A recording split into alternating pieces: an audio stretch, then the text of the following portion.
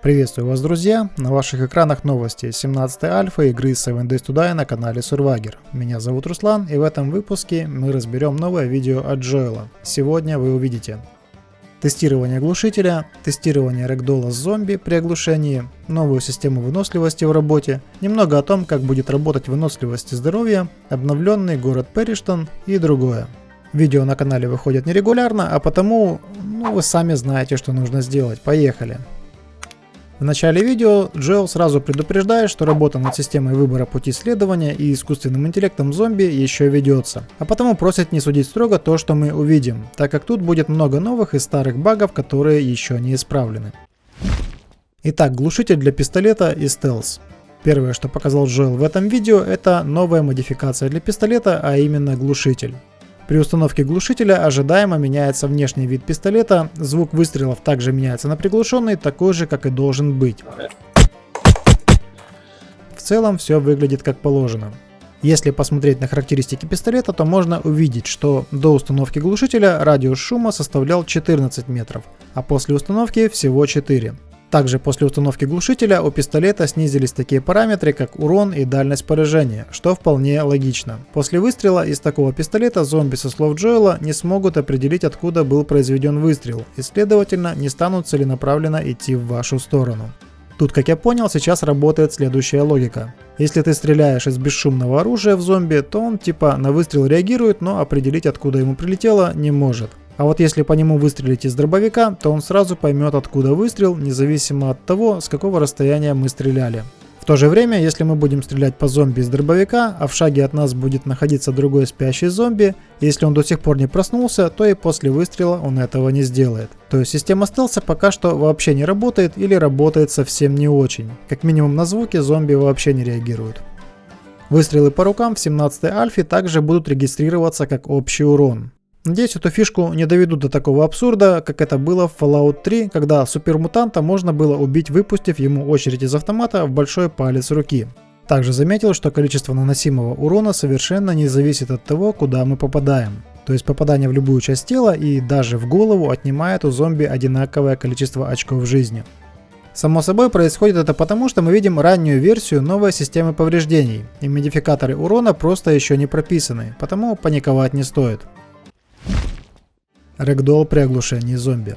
Также тут мы можем видеть, что при оглушении и последующем падении зомби получают рэгдолл, что должно было бы обеспечить их телам более естественное положение с учетом тех неровностей поверхности, на которую они падают. Пока что выглядит это не очень хорошо, зомби после падения продолжают двигаться и поворачиваться в воздухе, перед тем как снова встать. Джоэл в видео говорит, что это первые результаты работы над этой системой. Но в то же время мы все прекрасно помним, что в одном из прошлых видео уже была показана подобная система, и там, как мне кажется, все работало просто замечательно. Вот фрагмент из этого видео. И тут мы видим, как зомби падает от выстрела дробовика и принимает на земле совершенно произвольное положение тела. В то же время никаких непонятных кульбитов в воздухе он не совершает.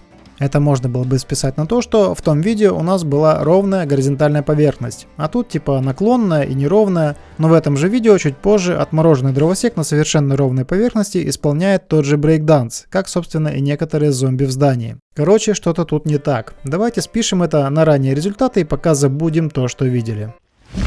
Система выносливости и здоровья. В 17 альфе, судя по всему, будет новая система передвижения персонажа. Не анимация, а именно система передвижения. Если я правильно понял Джоэла, то так как игроки большую часть времени в игре бегают, а не ходят, разработчики решили сделать основной режим движения немного быстрее. Кроме этого, в 17 альфе обычный бег будет заменен на спринт. При спринте мы сможем бегать быстрее, чем сейчас, но и запас выносливости будет тратиться намного сильнее. И соответственно, если прокачать выносливость, то ваш персонаж сможет спринтовать достаточно длительное время, что даст ему преимущество не только перед зомби, но и перед другими игроками, если вы играете на сервере. Я уже обращал ваше внимание в одном из прошлых видео на то, что индикаторы здоровья и выносливости в последних видео Джоэла имеют 3 цветовых области. Черным на обоих индикаторах обозначены максимально допустимые значения, и что будет влиять на это значение, я скажу чуть позже. Серая область на каждом из индикаторов показывает модифицируемый максимальный уровень, до которого в пассивном режиме могут восстанавливаться значения здоровья и выносливости. Ну а синим и красным, соответственно, как и прежде, показаны текущие значения этих показателей. Индикатор голода и жажды. Индикаторов голода и жажды мы по идее больше в игре видеть не будем. Также они не будут отображаться в виде процентов и в панели персонажа. Но как же мы будем ориентироваться, когда нам стоит накормить или напоить персонажа, спросите вы? Ну, во-первых, возможно, для этого останутся звуковые эффекты, которые будут, как и сейчас, в определенный момент сигнализировать нам о потребностях персонажа, но это не точно. Во-вторых, о том, что персонаж хочет есть или пить, мы сможем узнать по обновленным индикаторам здоровья и выносливости. Роланд и Киньяджу рассказали на форуме, как это примерно будет работать. Чуть раньше я упоминал про серые области индикаторов, и именно они будут нам в этом помогать. Система пока еще не полностью доработана, но предполагается следующая логика. Вначале разберем ее на примере голода, ну или сытости персонажа, кому как будет приятнее. Так вот, когда персонаж полностью сыт, то серая область заполняет индикатор выносливости до максимально допустимого уровня. Это своего рода энергия, доступная нашему персонажу. Это значит, что в нашем распоряжении будет максимально возможный запас выносливости, который будет определяться таким новым атрибутом, как стойкость. По мере того, как сытость персонажа будет снижаться, будет падать и доступный максимум энергии, который может быть потрачен на какие-то действия, требующие усилий, к примеру, орудование топором, киркой, использование спринта или силовые атаки. Чем интенсивнее мы будем использовать выносливость, тем быстрее будет снижаться сытость персонажа, а следовательно быстрее будет тратиться энергия. Уровень энергии не станет снижаться сразу после того, как персонаж сытно поел, как наверняка подумали многие из вас. Вначале персонаж должен будет сильно проголодаться, то есть уровень сытости должен будет упасть предположительно до половины своего максимального значения, и только после этого начнет уменьшаться уровень энергии. Пополнить уровень энергии можно будет, как вы уже догадались, путем поедания разного рода пищи. И тут есть очень важный момент. От качества пищи будет зависеть не только то, до какого значения вы сможете поднять уровень энергии. Каждый тип пищи будет иметь свои свойства, которые будут напрямую влиять на то, как быстро ваш персонаж снова проголодается. К примеру, поев собачьи консервы, персонаж проголодается через час игрового времени, а съев что-то более качественное, например яйца с беконом, сытость сохранится значительно дольше. Такая система уже больше приближена к реальности, когда ощущение голода будет больше именно ощущением, а не просто числами в панели персонажа. Как думаете? Было бы круто, если бы ввели еще штрафы за обжорство, как это сделано в Kingdom Come Deliverance. Было бы весьма жизненно, вроде бы и сыт, а стамина упала до 60%, и так пока не пройдет какое-то время, ни от собак убежать, ни дров толком нарубить, лежи себе на базе да переваривай. Теперь что касается жажды. Эффект от уровня жажды будет в корне отличаться от сытости. Если сытость влияет на уровень энергии, то уровень жажды будет влиять как на скорость восстановления уровня выносливости, так и на скорость восстановления уровня текущего, помеченного красным цветом, и максимального, помеченного серым цветом, уровня здоровья. Потребление жидкости сможет восстановить немного энергии персонажа, но совсем незначительно. Текущий уровень здоровья, отображаемый красным цветом, будет снижаться при получении обычных видов урона, таких как удары или укусы. Максимальный модифицируемый уровень здоровья, помеченный серым цветом, будет снижаться при получении кровотечения, переломов, оглушения, болезни, отравления и прочих серьезных повреждениях. Текущий уровень здоровья восстанавливается сам со временем, а вот чтобы восстановить максимальный уровень здоровья, потребуется уже применение аптечек или бинтов. Он, конечно, и сам может восстановиться, но на это потребуется слишком много времени. И, наконец, стойкость. Максимальный уровень здоровья и выносливости, отображаемый черным или темно-серым цветом на этих индикаторах, будет определяться таким новым атрибутом, как стойкость. Вы более не сможете повысить максимальный уровень здоровья и выносливости, просто объедаясь мясными похлебками, сидя в зимнем биоме. Теперь это сделать будет в разы сложнее. В 17-й альфе, чтобы этого добиться, вам придется следить, чтобы персонаж как можно дольше не голодал и не испытывал жажду. А иначе вы не только не добьетесь положительных результатов, но и при неблагоприятном стечении обстоятельств, например, длительном голодании или жажде, сможете также потерять несколько очков стойкости, что в свою очередь отрицательно скажется на максимальном уровне здоровья и выносливости. Единственное, что меня тут смущает, так это то, что мы, как и прежде, получим одинаковое максимальное значение для здоровья и выносливости, хотя у них и будут отличаться их промежуточные модифицируемые значения. Про биомы. Следующая новость для кого-то покажется хорошей, для кого-то не очень. Больше всего расстроятся те, кто любил выживать в равнинном и лесном биомах. Почему? Потому что их уберут из игры. Решение убрать равнинный биом было принято разработчиками, так как по многочисленным отзывам игроков этот биом считался самым скучным и однообразным. Что же касается лесного биома, который на последних скриншотах Джоэла стал осенним, решение убрать его было принято, потому что он по сути ничем не отличался от соснового леса, за исключением температуры окружающей среды и некоторого отличия в ассортименте растущих там деревьев.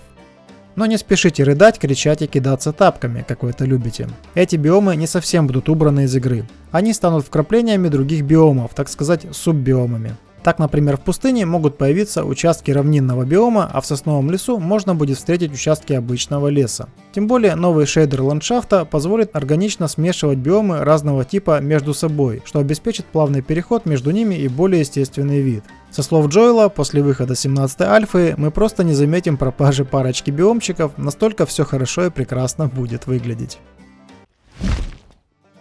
Обновленный городок Перриштон. И следующая новость как бы вытекает из предыдущей. Все мы знаем, что на карте Нависген в северо-западной ее части есть город под названием Перриштон. И находится он сейчас как раз на равнинном биоме, который подлежит сносу. Но что же будет на месте этого биома и что будет с самим городом? Город останется там, где и был, просто биом сменится на зимний. Мне кажется, это решение вполне правильным, так как на карте Нависген у нас есть города в пустыне, в лесном биоме и в пустоши. Не было городов только в сгоревшем и зимнем биомах. Теперь у нас будет город также и в зимнем биоме, что обеспечит некоторые сложности при его исследовании. Сам городок Перриштон, кроме переезда в зимний биом, судя по видео Джоэла, был полностью переработан. Вот тут я, например, заметил интересный мостик, которого не видел в 16-й альфе. Также стоит отметить новое огроменное здание церкви или собора с прилегающим к нему кладбищем с часовенькой. Многие небольшие здания будут представлять комплексы строений, объединенных одним квестом. В основном на видео встречаются комплексы, состоящие из 4, минимум 3 зданий разного типа, стоящие вплотную друг к другу. Со слов Джоэла, в игре появилось более 70 зданий с подвалами, которые можно исследовать. В число этих зданий попали все старые здания, которые были полностью перестроены и доработаны. По скромным подсчетам, если верить разработчикам, только на полное исследование городка Перриштон у нас может уйти до 30 часов реального времени. Представьте себе, какая огромная работа уже была проведена. В данном видео можно заметить, что перед некоторыми зданиями красуется восклицательный знак странного вида. Сейчас таким способом помечены здания, в которых доступны квесты и задания. Эта метка предназначена для разработчиков, и в видео Джоэла она попала случайно, и в таком виде в игру это, конечно, не попадет. Попадая в здание, мы видим уже знакомые нам кучи упакованных коробок и ящиков, стоящих на палетах. И лично мне хотелось бы, чтобы была возможность их обыскать и найти что-то ценное. Ведь логично, что в эти ящики что-то упаковали, прежде чем установить их на поддоны и замотать пленкой. Как минимум, в мешках могла бы быть мука или цемент, да что угодно, только бы эти блоки не были чисто декоративными. Из мелочей также можно отметить новые полуразрушенные заборчики, столы с открытыми выдвижными ящичками, отопительные батареи и прочее. Также в этом видео мы посмотрели на новую модельку торговца Джоэла и удивились тому, как слабо дамажит зомби пистолет и дробовик зеленого качества. В конце видео Джоэл садится в джип и эпично уезжает по дороге, ведущей из города на север. По пути за спиной Джоэла внезапно закричал стервятник. Джоэл резко повернул камеру, чтобы посмотреть, что там происходит, при этом забыв зажать правую кнопку мыши, и джип скатился в кювет. Этот момент ярко показывает, насколько вы оказались отчасти правы в комментариях под одним из прошлых видео, в котором шла речь про управление транспортом с помощью мыши. Сейчас я почти готов с вами согласиться в том, что управление транспортом, в частности джипом, с помощью мышки – это не самый лучший вариант. Возможно, для управления гирокоптером такой вариант подойдет лучше, но что касается джипа, сейчас я в этом уже не уверен. Чтобы точно решить, я должен сам это попробовать, так что давайте оставим этот вопрос до выхода 17-й альфы и вернемся к дороге, по которой в конце видео уехал из города Джоэл. Дело в том, что дорога эта была проложена в ущелье, и в один прекрасный момент дорожное полотно закончилось, и дальше было только постоянно сужающееся пространство. Если посмотреть на текущую карту мира Нависген, которая у нас есть сейчас, то на севере от городка Перриштон нет абсолютно ничего. Там начинается зона радиации, которая призвана ограничить мир Нависген. Что именно хотел сказать Джоэл, показав это ущелье, не очень понятно. Он говорил, что это вроде как строящийся участок дороги. А вот насчет того, будет ли достроена эта дорога, ни слова. Существует скучное и вполне реальное предположение, что это всего лишь способ логично завершить дороги, уходящие к краям карты. С другой стороны, зачем туда вообще вести дороги, если их можно просто завернуть в любую сторону и соединить с другой дорогой, ведущей к центру карты. А можно вообще в конце дороги поставить какое-то здание, и этим все решится. Есть также и более интересные предположения, касающиеся того, почему дороги во многих точках все-таки упираются в края карты. Во-первых, можно предположить, что карта будет значительно расширена к моменту релиза игры, что, если честно, мне кажется маловероятным. Второе предположение мне нравится больше, и я хочу в него верить. Заключается оно в том, что дороги, ведущие к краям карты, могут быть переходами на другие карты наподобие Навизген, которые станут продолжением основного квеста, когда на начальной карте все будет пройдено. Короче, предположений можно строить много, но я этого делать, конечно, не буду. А вот вы можете обсудить это в комментариях под видео, предварительно поставив свой честный лайк и поделившись этим видео с друзьями. А на этом данный выпуск подошел к концу. Это были новости по игре Seven Days to Die на канале Survivor. Увидимся в следующих выпусках. Всем пока!